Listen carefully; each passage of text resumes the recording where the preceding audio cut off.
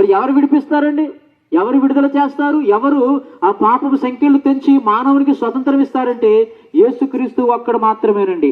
ఆయనే నిత్య జీవమైనాడు, ఆయనే సర్వాధికారి దేవుడైనాడు, ఆయనే పాపం నుంచి విడిపించగలిగే సర్వశక్తుడైనాడు. కనుక ఈ రోజున యేసుక్రీస్తు ప్రభుల వారు మరి మనందరికీ కూడా ఆధ్యాత్మికంగా స్వతంత్రం ఇవ్వడానికి మనందరి కొరకు ఆయన తన ప్రాణాన్ని పెట్టారు.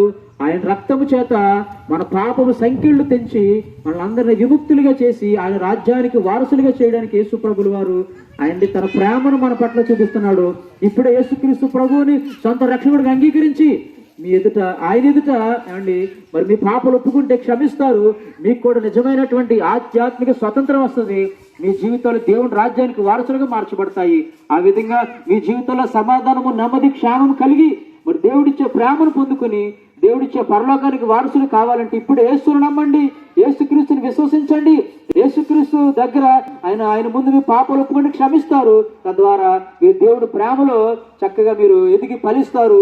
అటువంటి కృప యేసుక్రీస్తు మీకు అందరికి ఇచ్చి మరి మిమ్మల్ని అందరూ రాజ్యానికి వారసులుగా చేయనట్లుగా మీ కొరకు మేము ప్రార్థన చేస్తామండి.